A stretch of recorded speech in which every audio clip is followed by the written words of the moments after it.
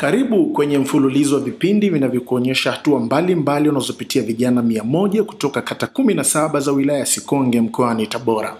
Hizi ni hatua za kutoka kwenye umasikini waliokuwa nao katika maeneo waliokuwa wakiishi kabla na familia zao kuelekea kujijenga na kujitegemea kiuchumi. Lengo ni kuzalisha kwa sana ili baada ya mwaka mmoja waondoke hapa kijijini, wahamie katika eneo jipya linalotarajiwa kujengwa, jiji litakalokuwa na kila aina ya huduma inayopatikana katika miji mikubwa duniani. Tukiwa na lengo la kuchapa kazi, kuzalisha na hatimaye tuuze ili tupate kipato kwa ajili ya kuanzisha hilo jiji ambalo tunatarajia kujenga nyumba bora, viwanda, mashule, hospitali, uwanja wa ndege na huduma nyingine muhimu zitakazotuwezesha kujitegemea na ikiwezekana kuanza kuchangia katika pato la taifa kupitia kodi za bidhaa zetu kama saruji, vigae, mazao ya nyuki, mafuta ya alizeti, furniture na kadhalika.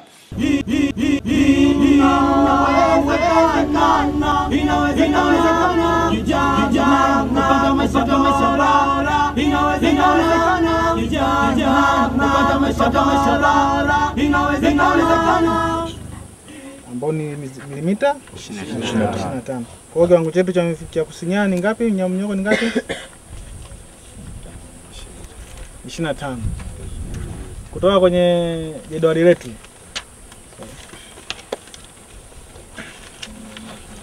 Nini ya kutokana na hiyo na kiwango cha mchanganyiko itakuwa ni ngapi kwa ngapi? 1 kwa 18. Moja saruji 18. Yeye mna majedwali huko. Mimi natoa kichwani. 16. Moja kwa ngapi? 14 kwenye nyuki saizi kwani hapo. Sawa Tumepata yote hiyo. Kwamba sababu msianzi wetu umeangukia kwenye 25.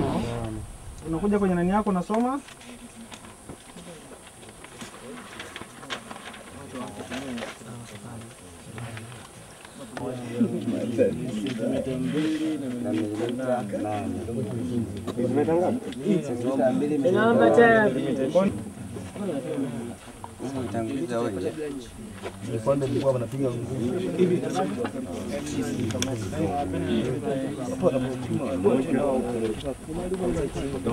kama unapima ng'ombe au unapima kale kwa uwazi, sio ule uwazi, unapima pila kiminyo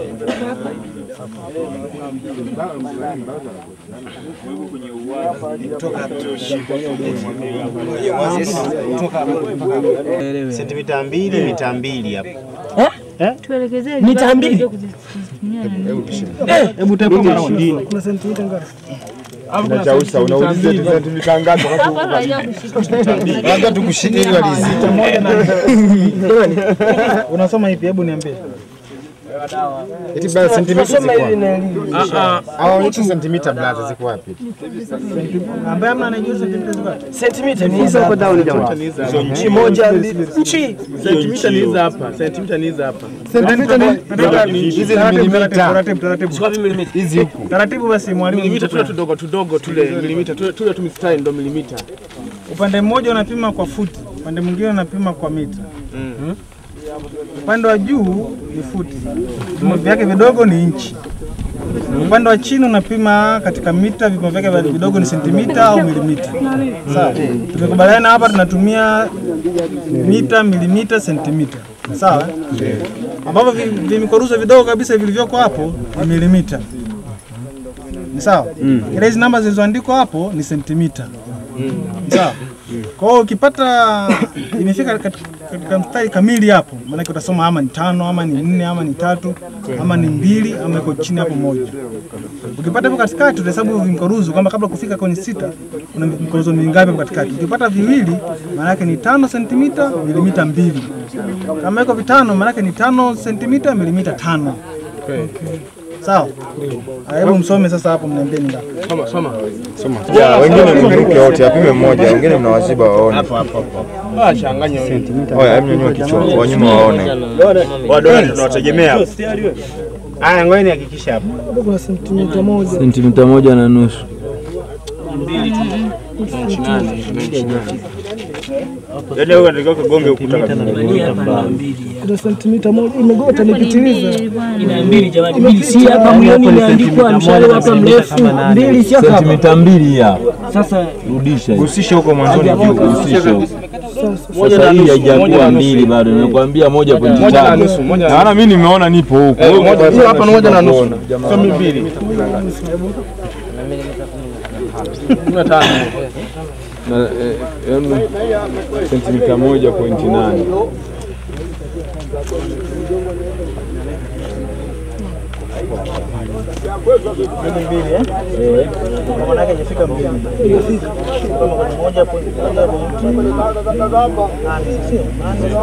Tofali leo 18 sio? Kwa kiwango cha mnyoko ni ngapi?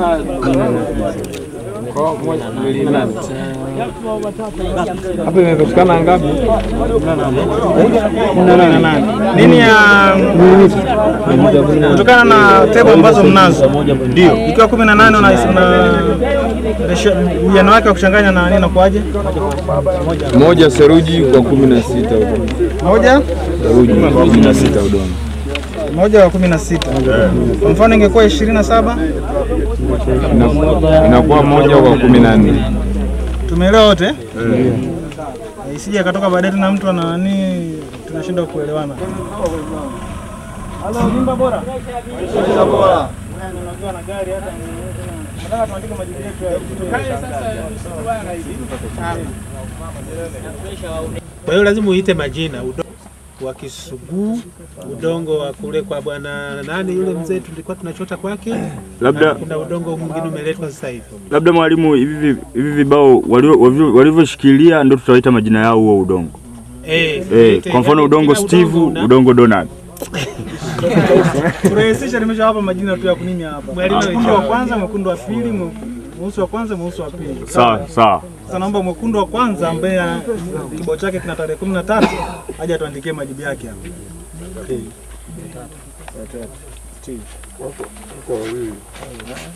Udongo mwekundu wa kwanza tumepata sentimita 2 ambazo sawa na milimita 20. Unaona? Kwa hiyo milimita zetu 20 ni sawa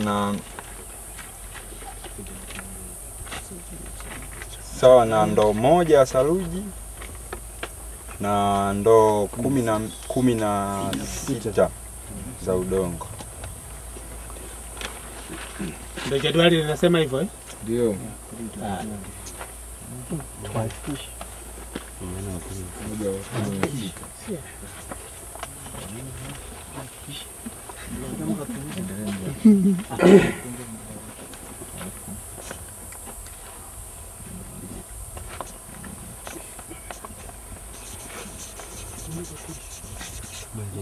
Ah, 16. Sio moja. Na malezi. Dawa zimekuwa affect. Kurahisisha unaandika saruji, unaweka alama hivyo. Sawa Kwa hii hapa ni kwa kifupi tu. Hiyo inakuwa kama vile 7:15. Wa pili aje tu majibu yake. 12. Hii kanacho kibao. Wewe ni jina nani? Steve. Hiki kibao tumepata sentimita 1 na kama 0.8 hivi. Milimita 8. Kwa maana hiyo yani ina 18 milimita. Ambayo kiwango chake ni mfuko moja wa saruji. Ndoo moja ya saruji. Samahani. Kwa udongo ni ndoo 16.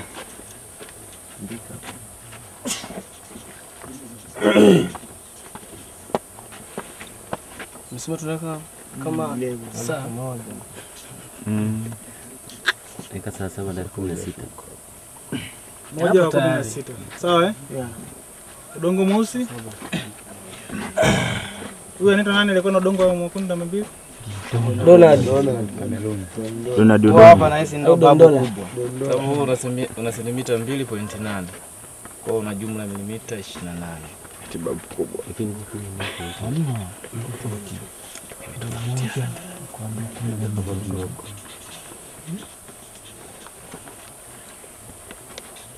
Tuelezee sasa. Hizi milimita 28 inachukua ndoo moja simenti na za mchanga 14. Kule nyuma mmesikia? Bado arudie. Ndoo moja simenti 14 za mchanga au za udongo. Tumesikia.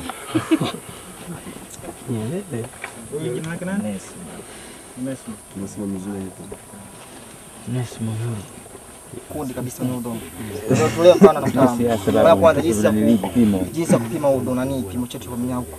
Kwamba huu udongo tulipata sentimita 2.5 sana milimita 25.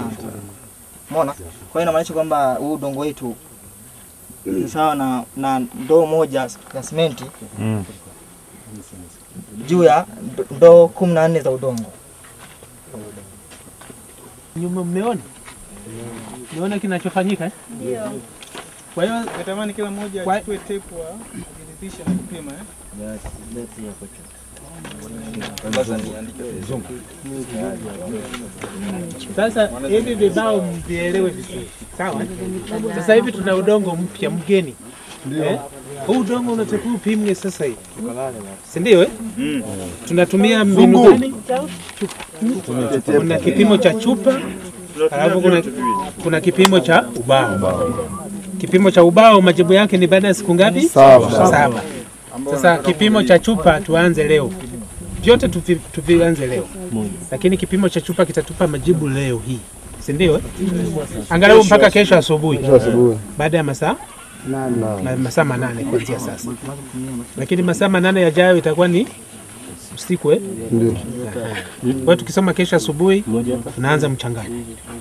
Kwa vibao tunataka kuitumia tunavisafisha kwanza hiyo tunavisafisha vizuri na unakumbuka tulipaka na mafuta tulipaka oil. Kinaanza upya kabisa. Ili ule udongo wa zamani usije ukaingilia tena matokeo yetu. Sawa? Ndio. Zile chupa zitafutwe tuanze kupima. Lakini kabla ya hapo bado kuna somo lingine la ufyatuaji wa nusu na robo 3. Ndio. Sawa? Mwalimu atawaonyesheni namna ya kufanya. Ndio.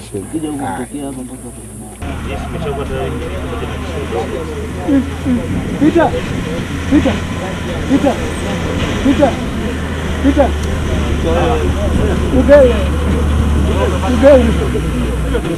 Ugele ni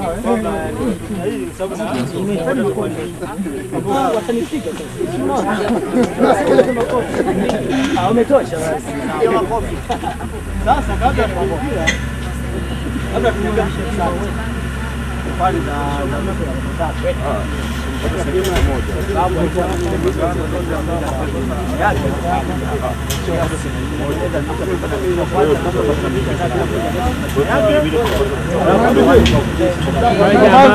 hawajafikia masharti yetu kwenye udongo.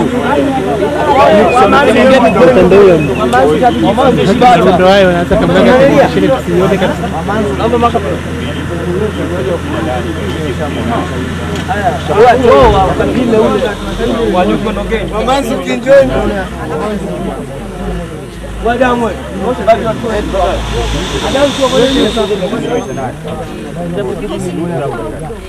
jua nyuki tusende mbali. Hapo unafundishana hapo.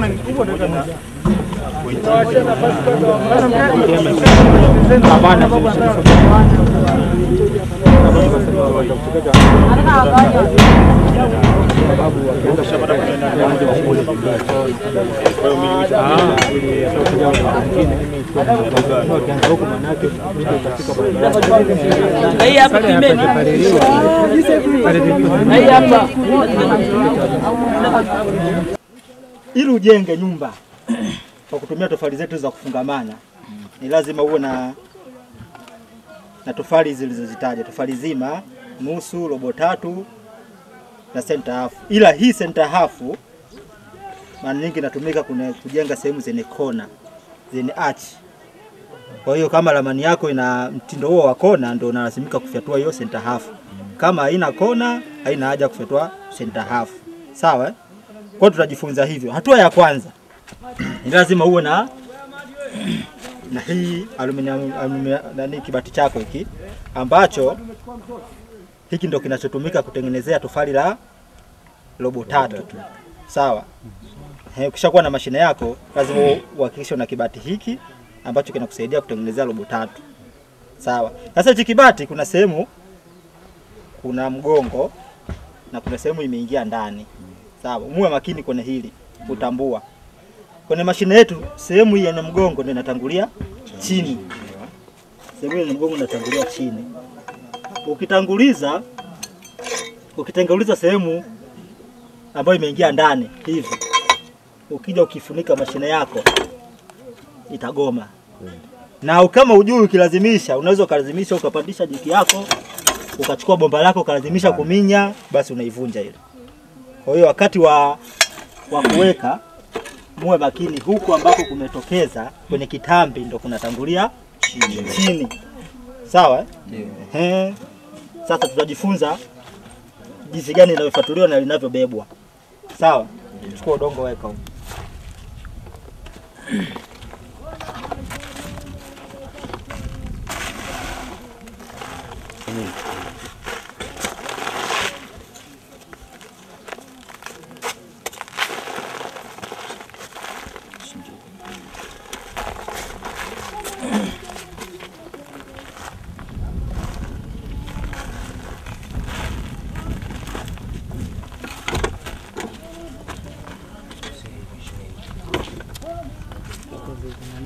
Gonga vidongo. Niko.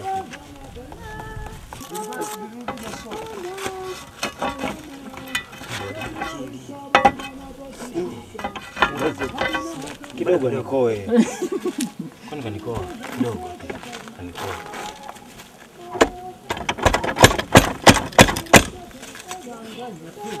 Funga vizuri. Kisha mashine yako imefunga vizuri kabisa.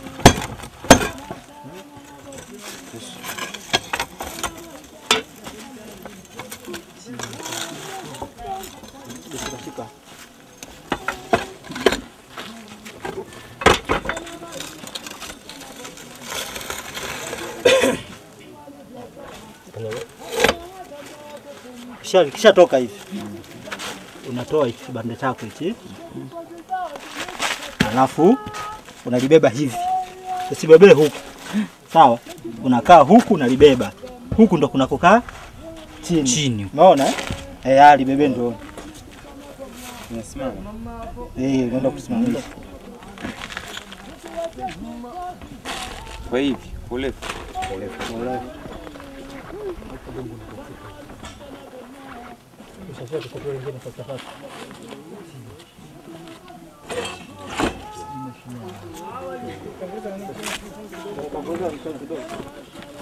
Subiri kidogo. Pandisha juu.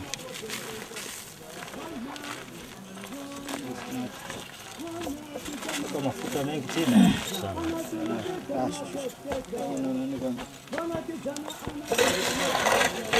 Udongo mchanga utanguliza hapo chini kwa kitaalamu tunaita pat sand. Ndio. Kipimo mche.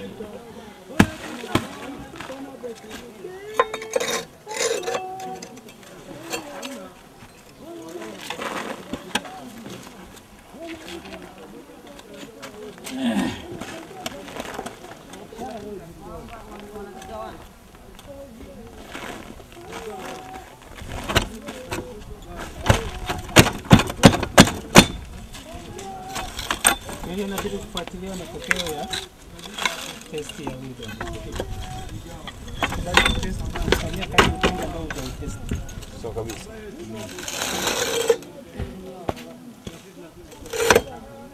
Kwa kawaida ile na zoezi kunja. Simama inabebwa hivi. Asante sana, asante sana. Tukija tunajifunza nusu shusha.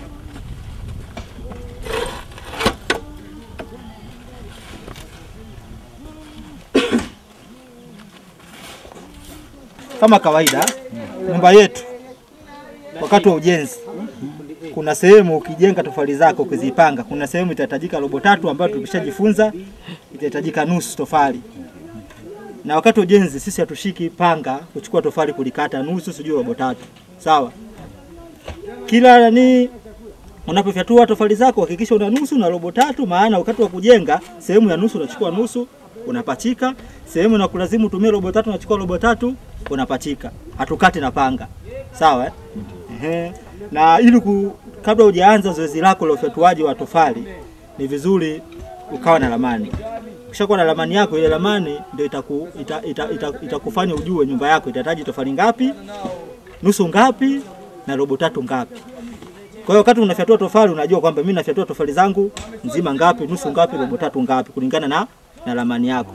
Kesho tutaelekezana kujenga kidogo na hizo nusu na robo tatu na kuzitambua kwenye nyumba zitahitajika ngapi kulingana na ramani yako. Sawa Sawa, sasa tutajifunza kufyatua nusu.